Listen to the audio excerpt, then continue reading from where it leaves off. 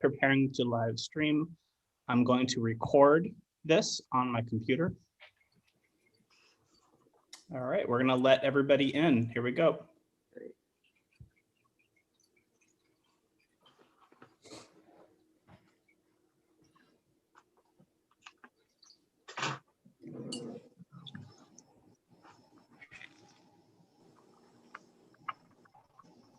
Hi, Andy. Morning. Good morning, everyone. Good morning. Good morning. Morning. Morning. Good. John Zaragoza.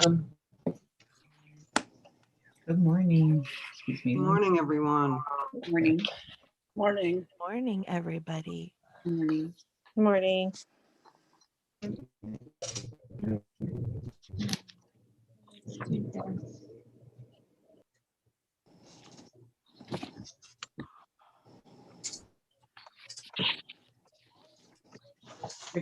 Am I still the chair, Director Rose? Are Commissioner Ramirez, you are. Okay. Right. So I think we have a quorum, correct? That is correct. We do have a quorum, but if you want to start the meeting, I can go ahead and call out roll. Okay, let's call the meeting to order. And good morning, everyone. Good morning. Morning.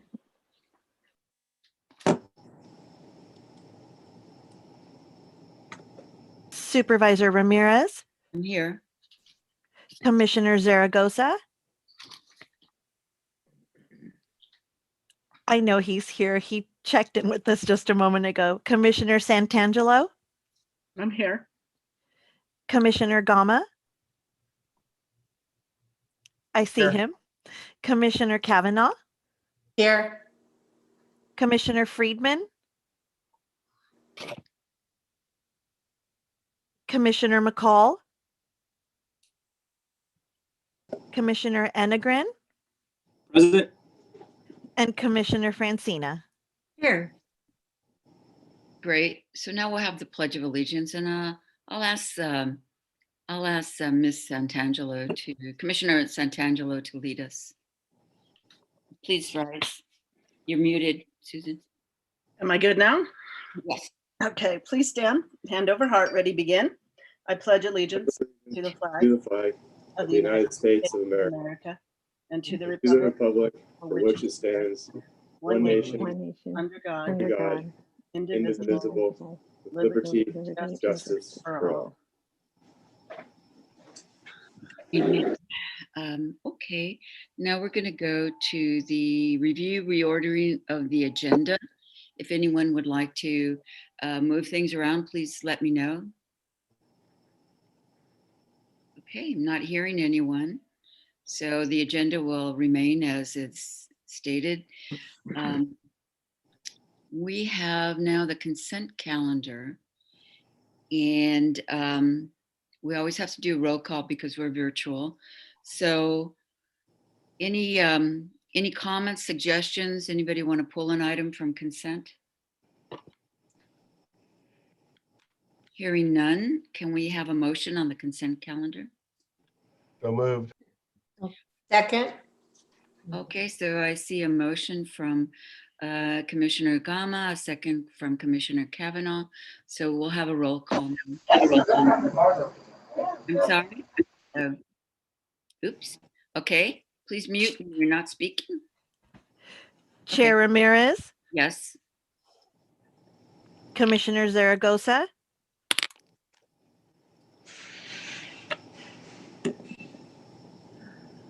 Commissioner Santangelo, I'm going to recuse myself from the abstain. I'm not, I wasn't present. thank you. Commissioner Gama, I wasn't present at the last meeting as well, so I'm not sure if I can vote. I believe you can vote Yes, if you like. vote yes. Commissioner Kavanaugh, Yes. Commissioner Friedman, Commissioner McCall, Commissioner Enegren, Yes. and Commissioner Francina. Yes. I see Commissioner Mayor Zaragoza has joined us and he's not muted. We, Commissioner Zaragoza, yes, we were having a little trouble getting, we're here. Thank you. thank you, sir. Okay, we have, is that vote pass? Do we have enough people to vote yes? We do. Okay, terrific. Next, item 6, presentations, proclamations, and commendations. Director Rose, do we have any? No, I don't believe we have any for today. Thank you. The next item is public comments. I want to alert people that I may have to leave a little earlier than I would like, around 10:15. So I will pass it over to our vice chair, who is Commissioner Francina. I see. All right. Okay, so now we have items for public comment. And just to reiterate, this is the time we do public comment. We don't do it throughout the meeting. I have learned that that's the way we do it here. That's not the case in other city and county functions, but here it is. We do public comment at this point. So please, let's go ahead with public comment. If we have any. At this time, we do not have anybody signed up to address the commission. Okay, well, thank you, Mr. Friedman. Okay, and that's Randy Friedman from staff. Is Commissioner Friedman here? I don't see him in the lineup here. He is not. Okay, all right, terrific. Let's go on to business items. The first item is elect chair and vice chair of the commission for 2021. Director Rose? Yes, thank you very much for that. It is that and first off, let me please just welcome Commissioner Zaragoza and Santangelo for joining us. Thank you for becoming part of our commission. We are thrilled that you are sitting on this board with us. We do selection for chair and vice chair in February, the first meeting of each annual year. So that's why this is on there. The chair, as you see, has been Commissioner Supervisor Ramirez. We wear 2 hats. And Sousa Francina has been our vice chair. So the time is to nominate and then make a selection. So I guess I would ask if there are any nominations for chair for this upcoming year for the 2021 year. Do we have any nominations for the chair position? May I ask a question? Sure. Does it have to be rotating? And does Supervisor Ramirez wish to remain chair? In which case I would support that. Yes, I would like to remain chair. I was going to nominate myself, but that seemed a little step too far. I will second the nomination of I'll second. Supervisor Ramirez to be the chair. Yes. And just to answer the question, no, it does not have to be rotating. It can be a continuous position for someone. So thank you for asking that. Great. Congratulations, Supervisor. Thank Congratulations. you. I'll be asking you for help, Mayor. No. Well, I love how that happened. We didn't even have to have a vote. That was just kind of like this unanimous groundswell. So thank you. And then let's move to the vice chair position, which Commissioner Francina has held for the past year. Are there any nominations for that position? I'll nominate Commissioner Francina, but I think we do have to have a vote, do we not? Yes, yes. Yes, we do. Okay, I'll nominate Commissioner Francina. I would like to continue. I will I'll second it. All right, sorry. Okay, so if we can, just so we can keep this in order for the minutes, I think that you're right. Let's go back, if you don't mind. We had nomination for Commissioner Ramirez for chair. Can we have a official vote for that? All in favor? Do we Yeah. not have to have a roll call? Roll call. Do you want to do it by roll call? We surely can. I believe we're required to do that. Okay, great. Sandra, can you do that for us? I'm ready. Chair Ramirez, Yes. Commissioner Zaragoza, Yes. Commissioner Santangelo, Yes. Commissioner Gama, Yes. Commissioner Kavanaugh, Yes. Commissioner Enegren, Yes.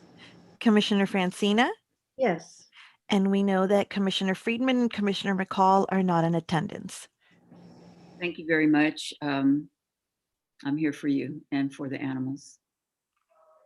Thank you, Commissioner Ramirez. And wonderful, congratulations. And thank you for being willing to do this again for this group. Sandra, let's go to the nomination and vote for Commissioner Francina for Vice Chair. If you can do a roll call for that, please. Thank you. Chair Ramirez, Yes. Commissioner Zaragoza, Yes. Commissioner Santangelo, Yes. Commissioner Gama, Yes. Commissioner Kavanaugh, Yes. Commissioner Enegren, Yes. Commissioner Francina, Yes. and once again, Commissioners Friedman and McCall are not in attendance. Great. Thank you. Congratulations. Commissioner Francina, you've always been on top of everything. And thank you for that. Yeah. So we'll go on to the receive an update on new animal services shelter from Director Rose. Great. Well, good morning, everyone, and congratulations to both of you for the re-elections. Very thrilled.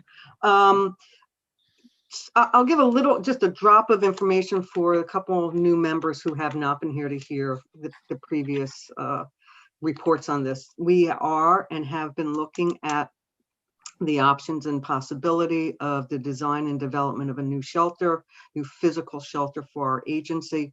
We have engaged in an RFQ process to bring in a consultant group of architects to help us really do an assessment and an assessment and determination of what we would need, as well as to give us some parameters from a cost perspective. We completed the RFQ process. I think it was November, early part of December. We did select. We originally had 6 firms that had submitted. We had narrowed it down to 3, and from the 3, we selected a firm that we are looking to engage. We are now at the phase where we will be submitting a board letter to the Board of Supervisors, seeking approval for that expenditure. The dollars for this assessment consultation component is coming through the CEO's office, very generous of the CEO's office to help support this activity for us. It's not coming from the VCAS budget, but we do have to go before the Board of Supervisors for approval. We are hoping and we anticipate that will be early March. That will go before the Board of Supervisors, and assuming that is approved, we will then engage with the architectural firm shortly after that. And so it's moving along, very excited, and very, very excited about the group that we've chosen to work with. So that's the latest information we have. Do we have any questions from the commissioners? Madam Chair Zaragoza. Rose, I can't remember, where is the new location? Is that right at the Camarillo site? You know, that's a wonderful question. That has not yet been finalized. We have looked at a couple options, and one option is to potentially remain at that site, but that's part of the discussion that we'll be having with the architectural firm as part of helping us to narrow down some site selection. Because I remember in the past, the question was it big enough, the area, and is there another location at the airport, and I know there was some discussion on that, so, but we're not there yet. We're not there yet. We have been having those conversations quite recently, as a matter of fact. And I think one of the other questions for the architectural firm is if, and this is an if we were to remain at that location, how would we logistically construct a new facility, do renovations, add on whatever that would be while we remain operational. So those are the questions that we'll have, and we're hoping that's going to be a big part of what the architectural firm is going to help us figure it out. You'll probably have to work concurrently and right next to each other. Yeah. Yes, and I've shared with some folks in the past that I've done that in the past, and it's a challenge. Doesn't mean it can't be done, but if we're going to do it, we're going to need to be very thoughtful of how we do that, so that there's concurrent services while there's construction going on during operations. Thank you. Those are the questions that we're going to be posing to them and having them provide service to us. Okay. Other commissioners? Yes, I have a question. We're revisiting this. I think it's been a year since we last discussed it, but the area of great interest for me is a fundraising effort, a highly sophisticated, targeted fundraising effort so that we could keep donations, local donations here to support a fabulous updated 2021 animal shelter in Ventura County that's fully accessible, visible, and all those great things. So I just wanted to mention that I just think that's super important that we have a top-notch fundraising effort to raise funds and get the community involved. Excellent. And I'll just say here, just many of you, when we're watching whatever national news program, we see a lot of ads, very heart-wrenching ads for national animal welfare programs. And that's great, but you should just know none of that money, pretty much none of that money will come locally. So I really want to encourage people to support our local efforts. And if we could, Director Rose, could you speak of potential local efforts? I don't know, it's kind of on the agenda. So I think we're okay with the Brown Act. Local efforts in regards to fundraising activities? What are the possibilities? I know we have a foundation working at it. Mr. Friedman's been very involved in pushing out the request for donations through the appropriate means. So We do, and I will say that when the time comes for us to start to move forward with a new shelter, and we're in the phase past just an assessment component, we will start to look very aggressively at what kinds of fundraising activities could be done. Having said that, and I only share this because I don't want to ever feel like I've misled someone. I will personally say I think that this is not going to be funded through fundraising. We're probably looking at quite a substantial expense to build a new facility. You all have a general idea what it costs for construction in the state of California. I'm not an architect, but I have done projects in other states. My guess is we're probably 25 million or more for a project. And to be very honest, we're not going to raise 25 million in our community in a reasonable period of time. We don't have long-standing donor history. We don't have the analytics to go back and really do that kind of donor mining. Now, having said that, that doesn't mean that we shouldn't and wouldn't and can't do fundraising to help support this activity, but I don't believe it's going to be the foundation of building a facility. Most facilities of this magnitude have to have an independent funding source, and then foundations and other generous donors can help support ancillary components. But I do think it's a little unreasonable to expect that we would raise those kinds of dollars. Now, maybe we could do it, but it could take us 15 years. And again, we're back to a timing issue. So I think those are conversations to be had. And as we get closer, we will definitely talk about who we would want to engage to help us with those kinds of fundraising activities. And again, depending on the size and the scope of them, whether we have the capacity. I mean, our foundation is a group of 5 local volunteers who are very dedicated, but they're not fundraising experts. And we don't have a development person on staff. We just don't have those resources. So if we want to move in that direction, and that's a decision that we all end up making, then we would look to bring in some professional donor development folks who could help us with those activities. So I think that those are conversations that are really important, but I do think they're a bit down the road. The first thing right now is for the architects to give us a general sense of what are we talking about in expense. Is this a $15 million project? Is it a $40 million project? And I think that's the first big question that we're trying to get from them, is to help us narrow that down so we know what we're looking at in scope. Madam Chair. yes. Madam Chair. Rose, is Animal Services, I can't remember, under GSA with Dave Sasek? Are you under it? We are for maintenance and services, Yeah. yes. Yeah, but so the question I have, isn't the Animal Services shelter in the, I'm not sure if it's midterm, long-term, a capital budget for the county? Commissioner Zaragoza, that's a question that I can't answer, and I appreciate you asking it. I'm going to write myself a note to see if I can get that information. I don't know. I know that the CEO's office, Mike Yeah. Powers and his team, and as you know, Yeah. the Board of Supervisors have been Yeah. very supportive and recognize the need for this Yeah. to occur. Yeah, I'm sure that, you know, that probably Supervisor Ramirez, you know, can probably work on, because I remember seeing there's a midterm and long-term capital budget. And I cannot remember if I really saw that the Ventura County Animal Shelter in that long-term capital budget, you know, for the replacement, because it's been on the books for a while, you know, so. Thank you for that. Mhm. It's good to have that institutional memory, Yeah. Commissioner Zaragoza. Yeah, thank you. Other questions from commissioners about this? Yes, I would like to see the topic of fundraising on a future agenda and look towards the possibilities of you know, what can be generated.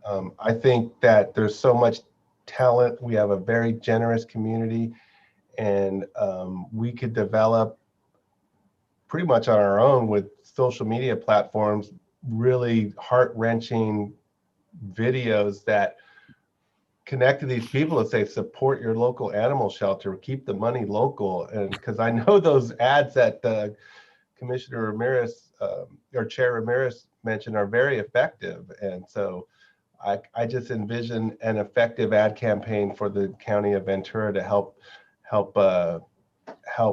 raise funds, not necessarily fund the whole project, but, you know, raise funds to get the community involved. And so, thank you. Yeah, Commissioner Gammon, let me just be really clear. I agree with you completely. And I think that that's a wonderful idea. We can put that on the agenda. And I by no means want to insinuate that we won't do it, can't do that. I think it becomes a question of the scope. And I think that that's a great point. So we can definitely put that on a future agenda. And meanwhile, I'd like to ask at some point, perhaps director's comments. Director Rose, you could ask Mr. Friedman to talk about what fundraising I've contributed. I know it goes to help people who need food for their animals, veterinary care, sometimes help. I understand sometimes not through the animal services budget, but through special funding from the outside source, help people pay pet deposits, etc. But perhaps that's for another time. So we're doing things now that are just wonderful for people and their animals. I would be happy to come back at the next meeting and give a report on that. I think that that's a wonderful idea. There are so many great things that are happening. People are very generous with our agency, and I know our foundation is incredibly supportive. And I would love to come back and provide that information maybe at the next meeting. Okay, so other questions from commissioners? Chair Ramirez, may I go? Please. Thank you. I agree with all the comments regarding the fundraising, even with Director Rose saying it might be in the millions and the county's going to have to do it. We do need the extra funds. But to your point about the commercials, I went to the grocery store here in Simi Valley yesterday, and the ASPCA was standing at the door taking donations. Yep. So that was the first time I've noticed them here. So like you, our money needs to stay here in our county. So I think that's important to reach out. Commissioner Kavanaugh, did you ask them where the money was going? Well, no, she started to stop me and I said, I'm sorry, I'm a commissioner with the Ventura County Animal Shelter, so I support them. And I just kept going. Yeah. They're good-hearted people. Mm-hmm. Other questions on this agenda item?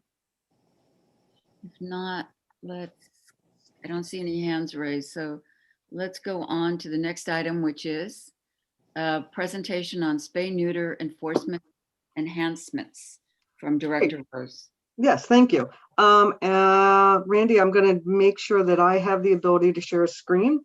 Let me do this for a moment. Bear with technical difficulties, everyone. Randy, can you give me screen sharing?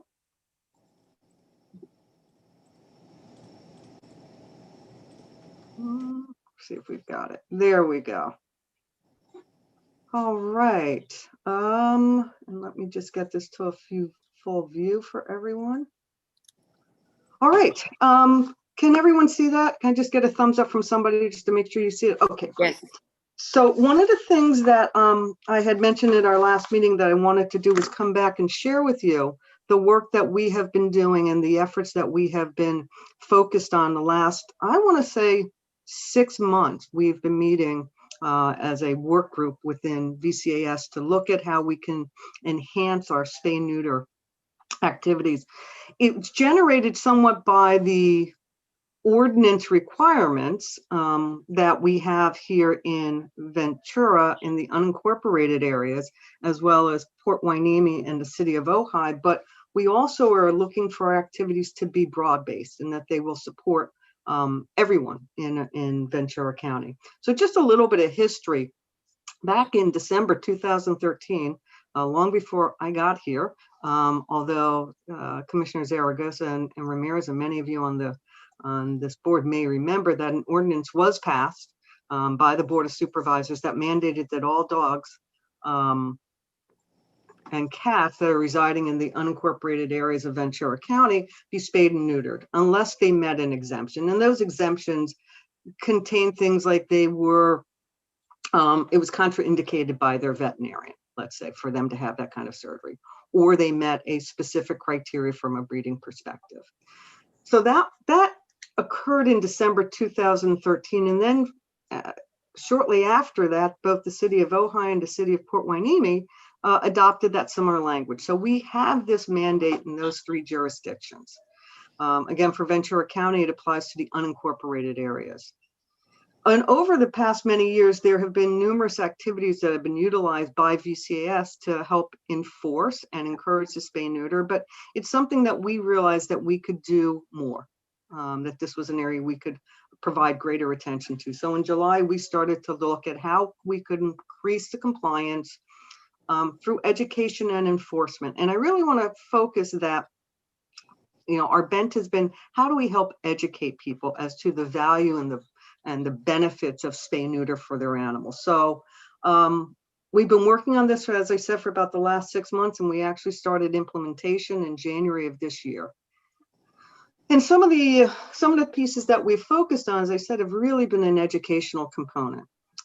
We have created, and these are just a couple copies or examples, we've created some new spay-neuter vouchers, flyers and brochures that are informational, educational. It helps people understand that it is the law in certain jurisdictions, but it's really intended for everyone to get this information and to understand the value.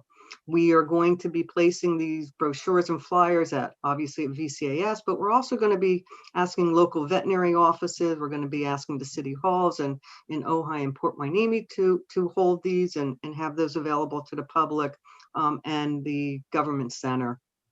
And we're also going to make this information available to all the city staff and others who request it via Dropbox. So we have this, we want to share and push this information out. It is available in both English and Spanish. And so we're really, I have to give a huge amount of credit for this kind of work to Randy Friedman, who does our graphics and puts this work together. And I think that we've done a really nice job with this. So these are now out and available, and we're going to be pushing these even greater. We also, again, Randy's did great work in this area. We're going to be doing more work through social media, and we've created 8 different promotional pieces that will rotate.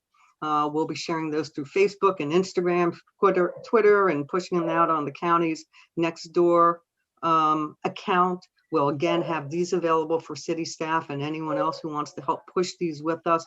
But they're intended to be, you know, quick, informational, eye-catching, remind people the value of spaying and neutering. We're also going to be running radio spots. And yes, those are 2 live animals who are going to be talking on the radio, so be on the lookout for them.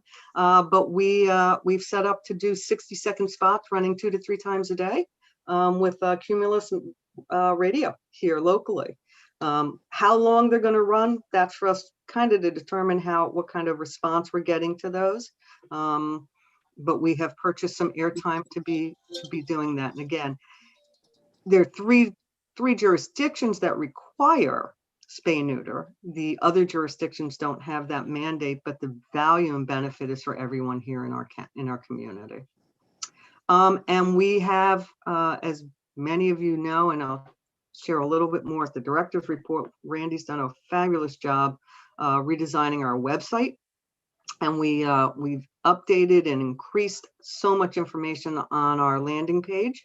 And it's on, do I have the wrong one, Randy? I'm showing lost and found. Whoops. Well, we have a landing page that's actually for Spayingneuter. That's my error on this. But trust me, it's there and it looks just as good as this one. And then the other enhancements that we've made are a little bit more on the enforcement side. And that is we've built, and it's taken us probably the last 6 months because it's quite a complicated system, but we've built an automatic notification for owners who are in the designated jurisdictions. So for those people who are in unincorporated Ventura County, City of Ojai, City of Port Hueneme, they will now be getting notification on this kind of a schedule. We will be sending out an informational email to everyone who's in our database 60 days prior to their license expiration. Just as kind of like, hey, be aware, here's the benefits of spay-neuter, and you live in an area that does require this. So please go ahead and provide your proof that your animal's been spayed and neutered, and if not, here are some resources and information of how to go ahead and have that completed for you.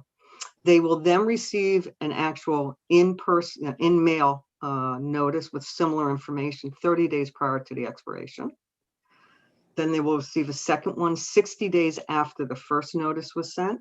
Then they'll receive a third and final notice 60 days after that second one was sent.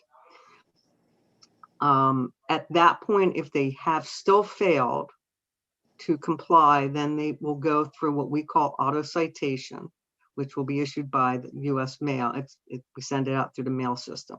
However, I have to acknowledge that AutoCite is only really available at this time for people in the unincorporated areas. The cities of Ojai and Port Hueneme have not signed on to utilizing our AutoCite program, and it's something we'd love to continue talking about with those cities.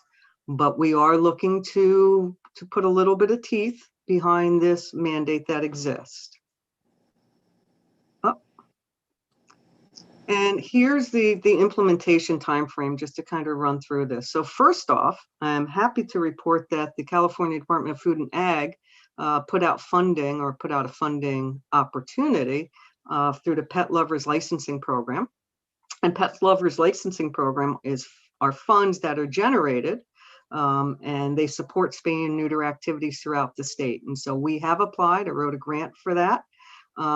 We will not know whether we'll be awarded until springtime, but what we're asking for, we requested $23,500 for us, that if these funds were to be available, then we would be able to be a service provider, provide surgery at no cost, spay-neuter surgery at no cost to those folks who are picking up their animals who are being reclaimed. So the idea is before we let an animal go home that's still intact, we would offer this service at no charge to that pet owner, and we would perform the spay-neuter service for them. In addition to them getting that service for free, they'd also now be able to obtain the spay-neuter license, which is significantly less. It's an $80 difference for their pet license, so they would automatically get that reduction. And we would waive the boarding fees for any additional days that we needed to hold the animal. So for example, if the dog, if the dog came in on Tuesday and they come in to reclaim on Wednesday and they agree to have the surgery and we can do the surgery on Thursday and send them home Thursday, we would not charge them for that additional day of boarding. They would still be required to pay for the boarding for the original impound, but anything after the point that they agree to the surgery and the time for us to get it scheduled and send them home, we would waive that boarding fee for them. So hoping that funding comes in, because that would allow us to serve quite a few people here in our community. We would not limit it to folks in the unincorporated or city of Port Hueneme or Ojai, but we would help to prioritize for those folks.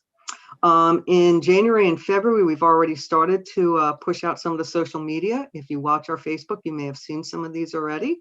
And we've started to run the radio spots at about 50% of the allocated time that we already have running for radio. We've started to mix that in with our Pet Hub licensing promotion. And we will move that to a full spay-neuter once we kick this off. Obviously, we're presenting to you today, sharing that information.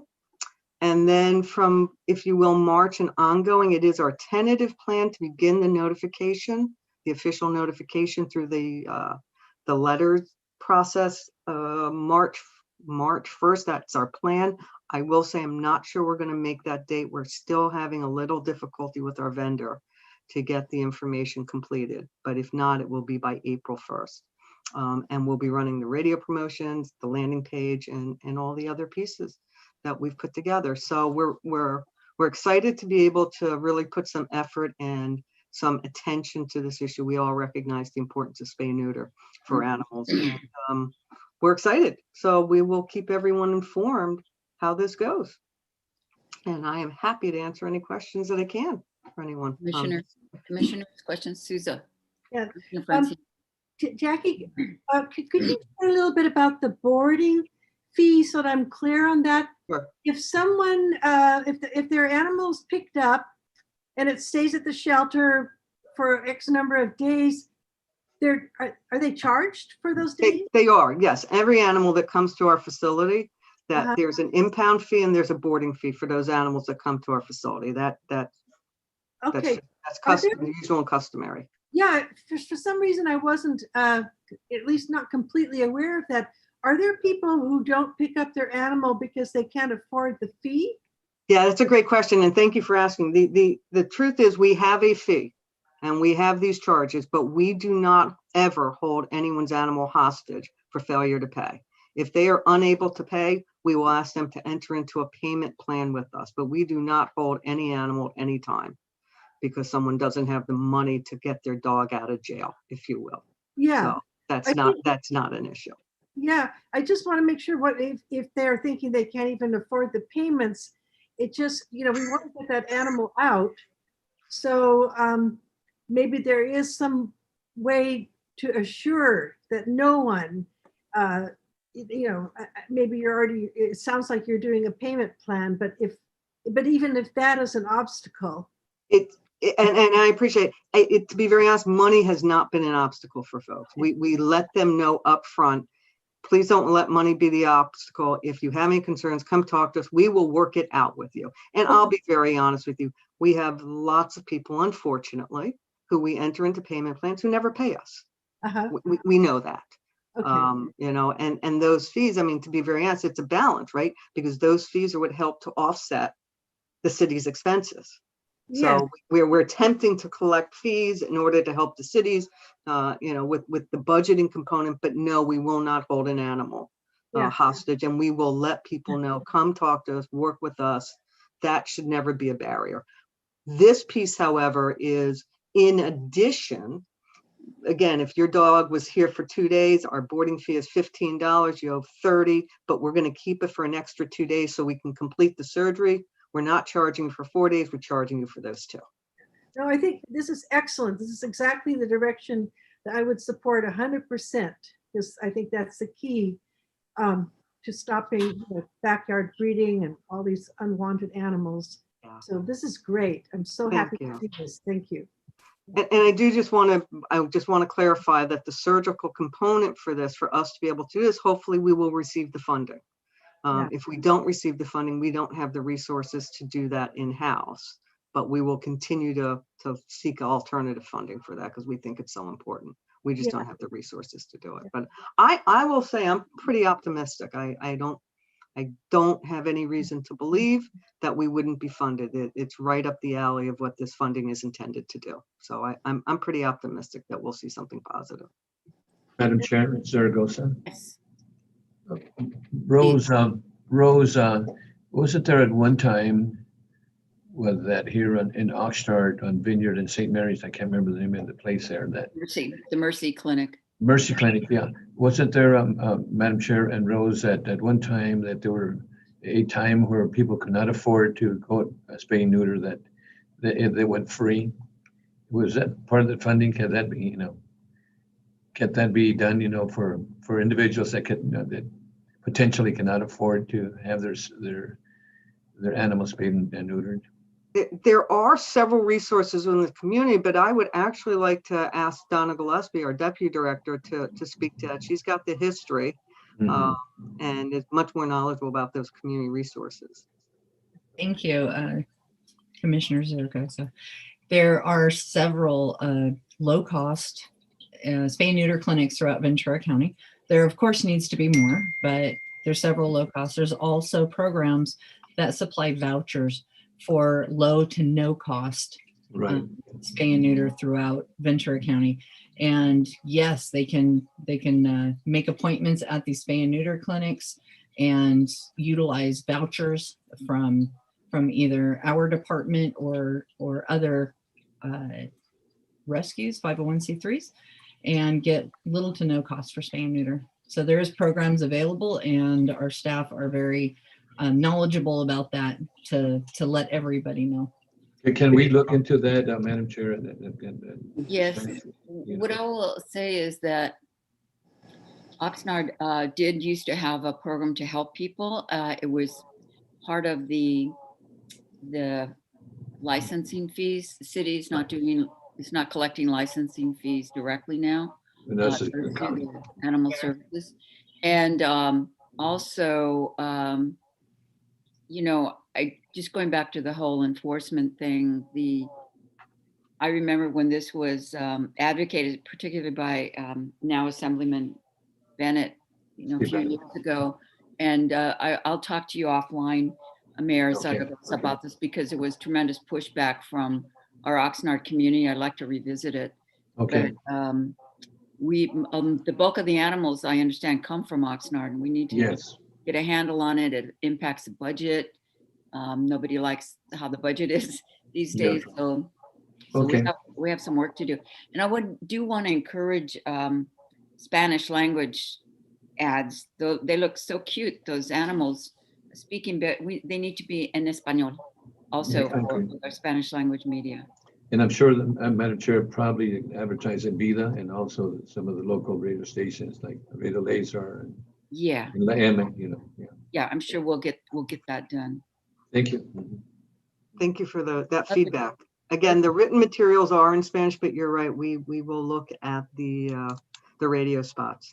And Rose, Vida newspaper, my understanding, they have probably about 50,000 readers that read that.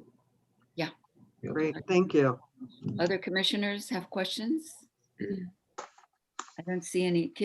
I'd like to just ask if our the officer from Oxnard could speak on this, if we could. Is that Officer Villalobos or Officer Marcus? I haven't kept up. You're on the line. I see you in the queue here. Yes, I would defer to Officer Villalobos as she handles the primary day-to-day operations of our unit. Officer Villalobos. In terms of animals picked up, in terms of their being intact or unwanted animals in Oxnard, could you just say something about that? Not a big, long discourse, but something. Yes, we do have a huge problem with that. Absolutely. It is a very huge city, and we do have a large number. I believe we are the biggest number of impounds to the county. So we definitely would like to have possibly an enforcement of spay and neuter as well. I think that would be a great idea for the city and definitely help reduce our numbers. Thank you. Okay. Madam Chair. Yes. Officer Villalobos, at one time, I understand that you had services where you went and knocked on doors for somebody had a dog and went and find out if they were licensed and neutered. Is that still on? Is that still an ongoing program for the city? I remember I had my dog, and they went and knocked on my door and went and find out if we had a license. And fortunately, we did. So I'm not sure if we still have that program. Correct. That was our canvassers. When we administered licensing, that was part of licensing, but since Okay. licensing is now turned over to county, we don't offer that for now. Okay. But thank you for that. Any other commissioners have a comment? I don't see any hands. Okay, Commissioner Francina, and you're muted. You're muted. Yeah, sorry. So Jackie, Rose, you're going to be sending brochures to the city of Ojai? Because, or how do we obtain the brochure? Come up with a promotion there. Yes, Randy's going to be reaching out to the cities and also sending out electronically to all city staff, anyone who wants that to help promote. We're going to do as much as we can to get this information out into the community. So yes, we will be reaching out specifically for the jurisdictions that have the enforcement requirements, but any other area that would also like to have these, we would love for you to help share this message. And that's why we've put so much work into it being electronic and digital so that we can easily share it. Wonderful, thank you. Commissioner Enegren, I'm not saying your name right, apologize. Oh, you got it. That's perfect. I'm just wondering, does the requirement to neuter and spay affect the registration? A lot of people, are people not registering because they don't want to have to neuter or spay their animals? You know, I'm sure there may be a small percentage. The licensing is more costly, and that it's built in to be somewhat of an incentive. Have your pet spayed and neutered, and then your annual licensing fee is reduced. I don't know if it's enough of a disincentive for people to not license and then have to get cited for not having a licensed animal. You know, it's about an $80 difference. Now, that could be a significant amount of money to somebody, but we do have a lot of people, honestly, who license their pets and they are still intact. So I don't think it's a direct cause and effect. All right, just wondering. Thanks. But I'm sure it's a concern for a small percentage. Mm-hmm. The one last thing I just want to say on this, just to wrap this up, is we are always looking at how we can support spay-neuter activities. Again, we have limited resources, but we recognize too that this is a critically important component for the welfare of animals in our community. We do provide the spay-neuter services to a limited number of cats who come through our TNR program who are feral cats, so we're doing that service on site. And right now, Donna and I are talking about contracting with a mobile spay-neuter van to go to a couple targeted areas that we know are heavily populated with intact animals and being able to support that activity through some funds that we have in our spay-neuter fund. So we're always looking at how we can utilize those dollars to support those activities. And we will continue to do that. Other items, other comments? At this time, I'd like to turn over the gavel to Commissioner Francina. I have to leave for a matter. So would that be all right, everybody? Commissioner Francina, you could take over for me. Thank you all. Have a good weekend. Be safe. Very important. Thank you, Supervisor. Thank you. Bye. Okay, so now are we on director's report already? I believe we are. So I will jump into that. You all have a copy of the report. The one thing I'm going to just ask of you, I'm going to move the presentation, which is number 3, the preliminary data, to the end of it. I just want to run through the kind of updates and then we'll move to the presentation. So first, just regarding COVID updates, there's not a lot for us that has changed. As you all know, everyone is very, very, very involved with all the COVID activities happening locally in your cities and in the county. We have not had to adjust any of our services, and I say that in a positive way. We've been able to maintain our services as we have been for the past many months. But one thing that we have done, which was just a cool thing that just happened this week, we have really expanded our pet pantry activities. During COVID, we've been working with the Area Agency on Aging, Ventura County Area on Aging, and Food Share But, you know, we have not had our Simi Valley facility open, our Simi shelter, but we held a great event this past Saturday, the 6th. Yep, Saturday at the Simi facility. And I don't have the numbers in front of me, but Randy or Donna, maybe you remember, we had a lot of people come and partake of the pet pantry there. I think it was 116 families that had cats, got about a month or more of food, and not as many dogs. I think, Kim, I don't know if you remember the number of dogs, but it was 80. 80. So, and it was, I think, over a half a ton of food got out into the community. It was amazing. The staff did a great job and the volunteers did a great job putting this together. We're super appreciative of all the work that they did. I will tell you, there's some really great pictures and video on our Facebook page. So if you have an opportunity, please check it out. We're very excited about that. So that's really, I think, the only update that I have for COVID-19. Just an update, and I've been doing this periodically as things progress. As you know, we've been working on redrafting our current ordinance for Ventura County, for the ordinance that applies. We have completed, and when I say we, it's been a group effort. It's been myself, Brian Bray, Donna Gillespie, and Alina Hoffman. We've been working for probably 8 months or a year, going line by line through our ordinance to do some cleanup and make some adjustments. We've completed that. We have now submitted that to our county council, who's in the process of doing her review and draft of that. She will then send that back to us with her markup and her comments. We will then get with the additional staff, get a final version, and we will submit to the Board of Supervisors for first and second hearing readings for that process. A lot of the cleanup has been housekeeping, just really some housekeeping pieces. But the biggest issues that I think that we've put into the revised ordinance focus on a couple of things. One is moving to a citation model, moving away from an administrative hearing model for barking dog complaints. We know that the nuisance component with barking dogs is extremely labor intensive. And there are models to utilize that are much more streamlined, still provide everyone the opportunity for their, if you will, their day in court, but it's based on a citation model.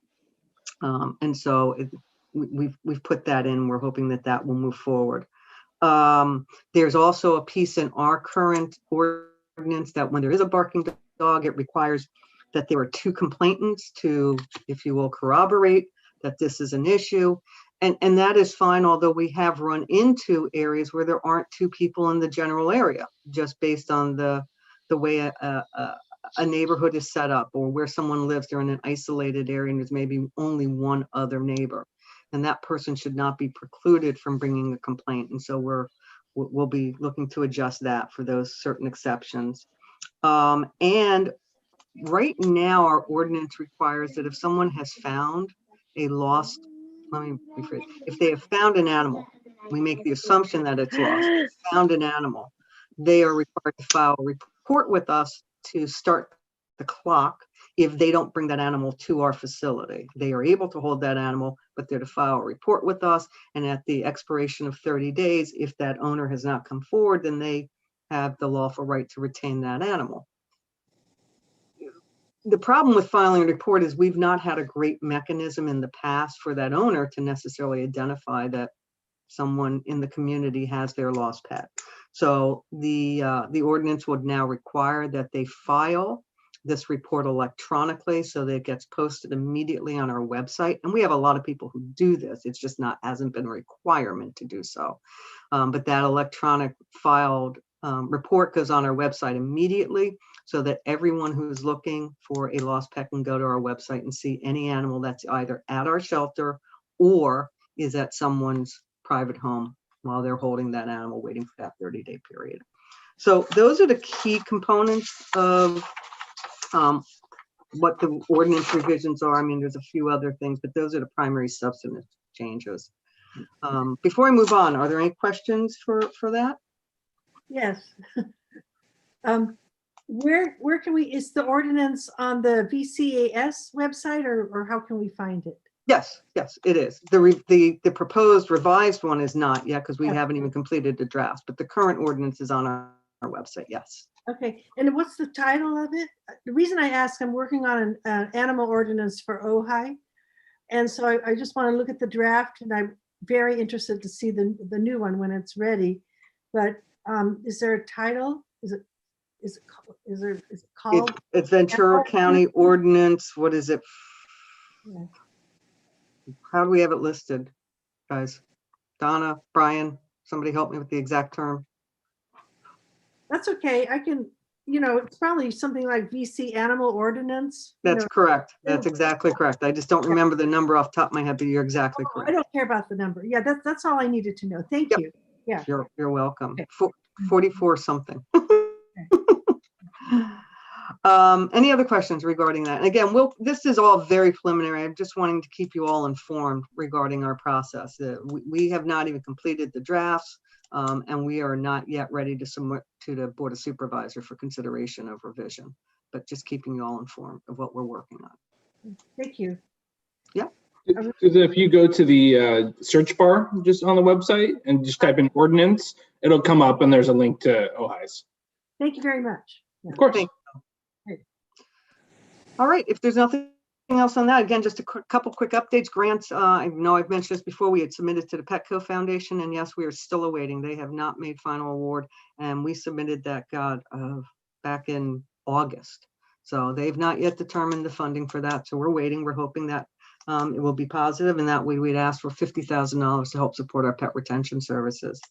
And then the other grant that we have submitted, I spoke about during the Spayingneuter presentation. That's to the California Department of Food and Ag, and hopefully we'll hear about that in springtime. Other update, we have been, and Randy has been working diligently to get our new website finalized. We started rolling it out in end of October, and there have been lots of areas that he has been able to tweak and continue to refine. But you have a list in the director's report of the things that we have really added to the new website that are truly value added enhancements. And the most recent was just this week that we now have a button at the top of the website that one is able to click, and it will do a translation to Spanish for the website. So we're really excited about that. Again, as everyone knows with translation pieces, it's not always perfect, but it's close. And we believe that someone who is monolingual and Spanish speaking, if they click that, they will be able to get the bulk and the gist of the information that's provided. So we're super excited about that. And having said that, let me move to the last piece, was just to kind of give a preliminary overview of our data, our statistics for 2020. I will say that these are still preliminary. There's still a little bit of tweaking we're doing. There may be some slight modifications, and we're working on an annual report.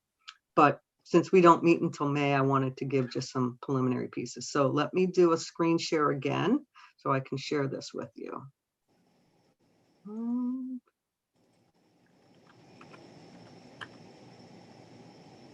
Okay, can you all see that screen? I know it's the last presentation. I'm going to get rid of this. I can see it. Okay, great, wonderful.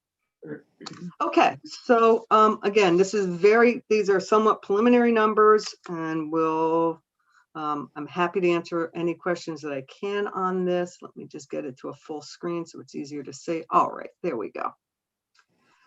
So, of course, COVID has had an impact on everyone this year, including obviously the animals coming to Ventura County Animal Services. However, we have still taken in over 5,000 animals this past year. So what is that, 10 months of COVID-related service delivery, and we still saw over close to 5,500 animals come in, which averages out over that time period 15 animals per day.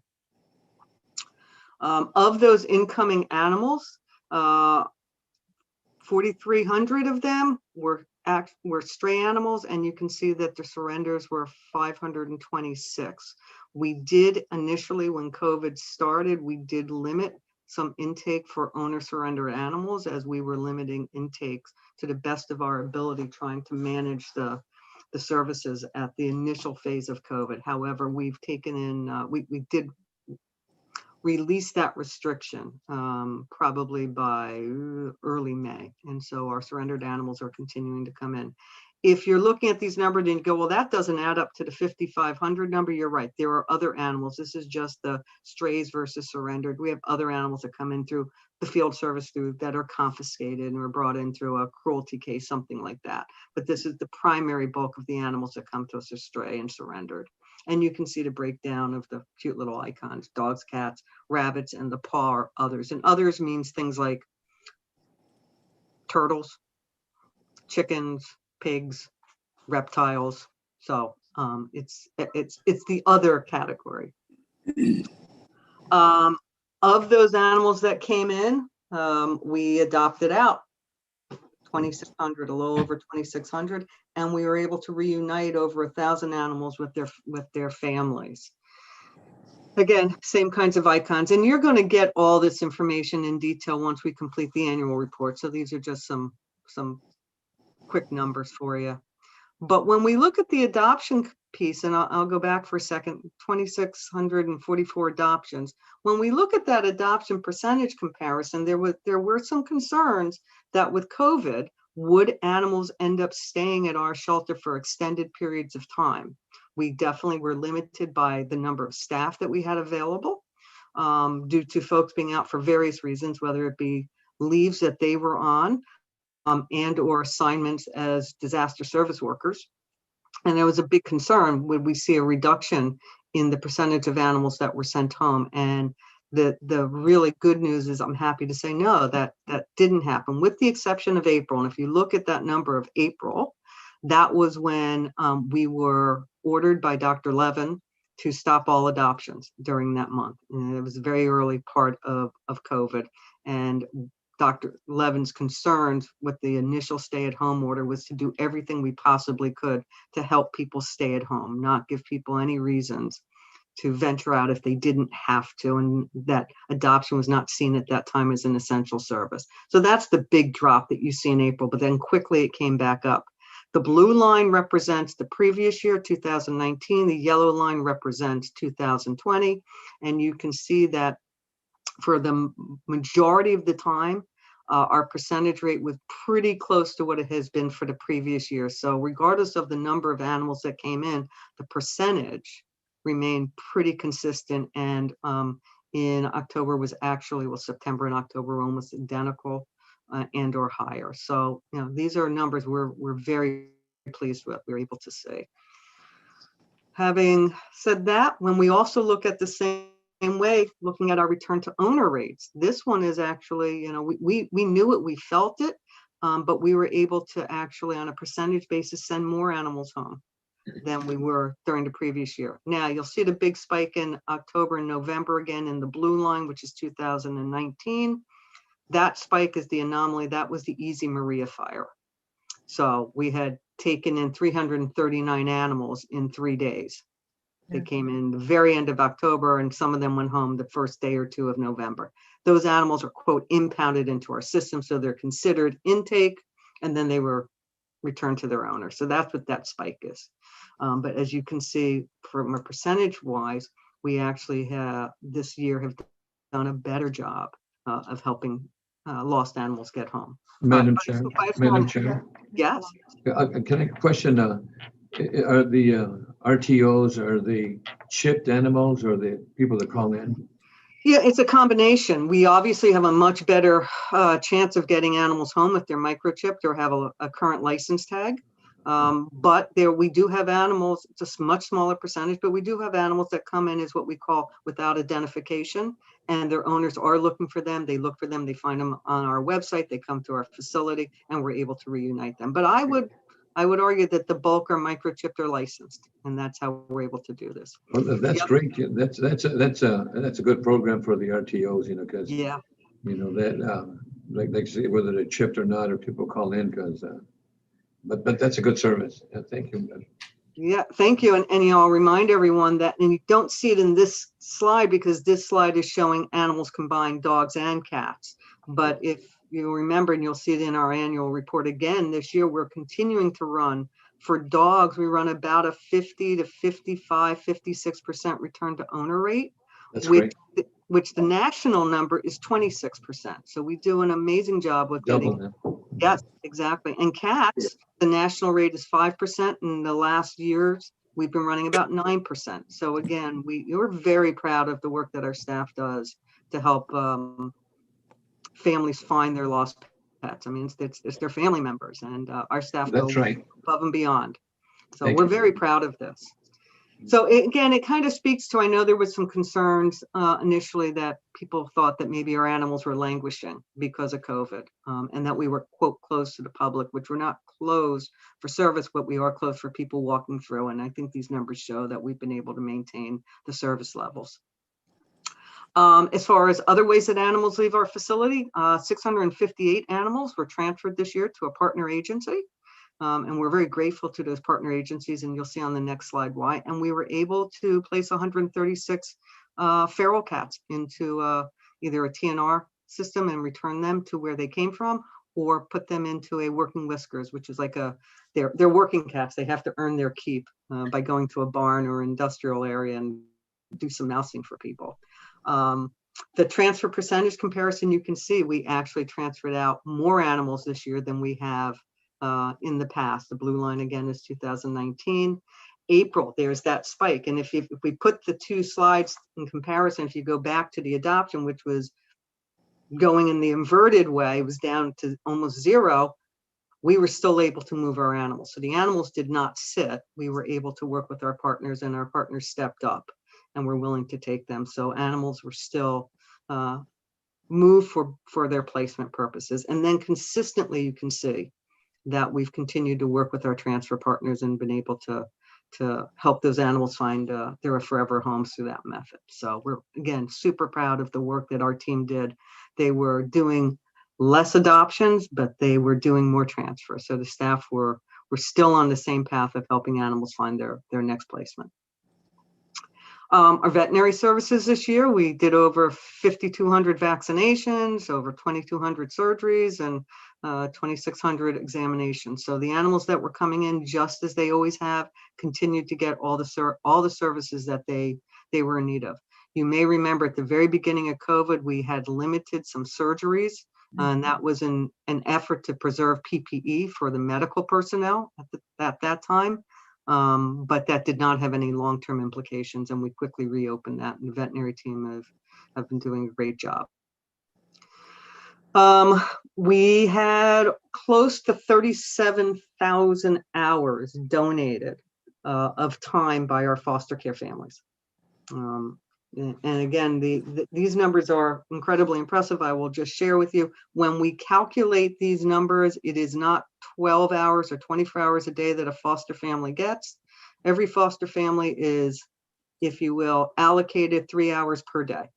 If they have one senior cat and they're taking care of it and they're in their home as a foster, they get 3 hours per day. If they've got a mom and 6 puppies, they still get 3 hours a day. Because it will balance out. And so if you think about that, that's an extraordinary number of people who are dedicating their time, their heart, and their love to help care for our animals in foster care. In addition, we had close to 11,000 hours donated by our volunteers. And these hours are really what we look at primarily on our property at our shelter. Most of this comes from shelter time. Again, 11,000 hours is spectacular, but I will tell you it's a significant decrease from what we normally have due to COVID. We've not had the same level of volunteer participation for various reasons. And I think I have a slide for that, and it's probably just out of order. Oh, I want to make sure I didn't miss it. Where is it? I'm sorry. I want to see if I can find it. Oops, looks like it didn't make it in. But I can tell you we averaged last year closer to 70,000 hours for volunteers. So it's a huge drop. As far as euthanasia, We've continued to maintain a very high live release rate. We had a total of 476 animals over the course of this year who were euthanized for medical reasons. And you can see the bulk of them are others, and often those are wildlife that come in, an injured hawk, injured raccoon, something like that, followed by cats. And cats, again, most often, those are kittens that are failing to thrive during kitten season. A total of 45 dogs for medical reasons. On the behavioral side for euthanasia, we had a very small number, 32. We had 30 dogs over the course of the year that we let go due to behavior reasons, and 2 cats, and 0 for the other categories. Which gives us for this year our average live release rate at 94.4%, which again, we're very proud of this number. If you look at it for dogs, we're at 97%, which means 97% of the dogs that come into our facility left as a live outcome. And close to 91% for cats. So, Madam Chair, what is the national percentage? You know, that's a great question. The national percentage is a little bit harder to calculate because it really is based on region and resources. The number that is often utilized, and you know, Commissioner Zaragoza says, you know, we've moved towards talking about life-saving activities. The life-saving rate that is kind of the national standard that you want to be moving towards is 90%. Because we, I hate to even mention the name, because we were rated as pretty high on the no-kill rating, which that's right. We're very fortunate and very proud of our percentage, you know, the no-kill rate. Yes, and that's what this is. It's the same. It's exactly that, and we have been able to maintain it. And actually, our rates are higher than they've ever been. So we're thrilled, especially for the dog side. Thank you. And then, you know, speaking of that, Commissioner Zaragoza, this is the trend line. Again, if we look at last year versus this year, again, last year being blue, yellow being this year, you can see that with the exception of a couple months, and again, the difference is so small. You know, if I look at June, last year, 92.5% versus this year, 91.1%. I mean, the margin is very, very small. At no time have we dipped below that 90% save rate. And we were at 90. We were at 97 at one point on that. Well, yes, and again, for dogs, if we were to do a complete average, we get there. That number that I showed here is an average over the course of the year. Here are the numbers per month. Right. Yes. Thank you. Yes. Animals diverted. This is our pet retention program. Our pet retention coordinator, who does a fantastic job for us, was able to divert close to 1,200 animals this year, which means they did not come to. We were able to provide them resources and services to help them stay with their family, and those are funds that is funded through our foundation. The position, our pet retention coordinator position, is operational fund for us, but all the services that we provide, whether it be medical care, boarding, pet deposits for housing, whatever that is, the service that person needs is all funded through our foundation. And we're very, very grateful to them for that. Field services, our officers continued to provide an enormous amount of service and support during the time of COVID, and they responded to a little over 5,600 calls this past year. And you can see the breakdown of how we categorize that, everything from rabies quarantine to nuisance and barking complaints and loose aggressives, and public assistance and taking bite reports and safekeeping. So our officers are busy out there, and the call response has not been significantly lower this year during COVID. We expected it to be, it's not. It's been a little bit lower, but nothing that is of a real significance. And we have processed online and in mail. The one thing that we did change with COVID was we are no longer are having people come to our facility to do in-person licensing. They can do it online, they can do it by sending in the mail, or they can come to our facility and put it in a drop box if they don't have the ability to do it online and they still want to make that personal trip to our facility, but we're not processing in the lobby. And we processed close to 48,000 licenses this year. So that is just the very preliminary data. Again, there will be a really nicely put together annual report that we're looking forward to being able to share with everyone. We hope to have that out in the next month or so, but there's a lot of data for us to scrub. We want to make sure everything is accurate and all the narrative that goes with it. So it's a bit of a job, but we're working on that as we speak, and we will be sending that out to everyone as soon as that is done. Are there any other questions or discussion on any of this? I can leave this up in case there is. Yes, I have a question. On that 47,000 interactions for pet licenses, how does that compare to last year when you're probably doing it all walk-in? I don't have the number in front of me, Commissioner Gamma, so I don't want to misspeak. I know that it's a bit lower. It's not significantly lower though, but it is a bit lower. And we've been kind of noodling as to why that is. And I think a component of it is related to some folks who are financially a bit more strapped this year due to COVID. And they may not have been renewing their license due to costs and possibly having lost their job and having other financial concerns at this point. The number is lower, but I don't have that in front of me. I can get that for you. And that will come out in the annual report. We will share that information. Yeah, I'm just curious as to how big of the increase was for online versus walk-in, because there's a couple positive things with COVID that we're learning how to do things differently. And this appears to be, that could be one of those things. Well, if you speak about it from the which process, without a doubt, we've seen an increase on online processing, which I think has been really valuable for folks.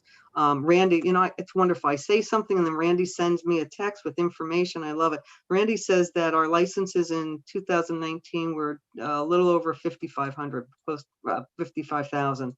We're about 56,000 last year. So there's a bit of a drop. I believe when we look at the online licensing analysis, though, we saw an increase in that. And I think once people have started to use it, they will continue to use that. I mean, why wouldn't you, as opposed to having to drive over to a facility to do that in person.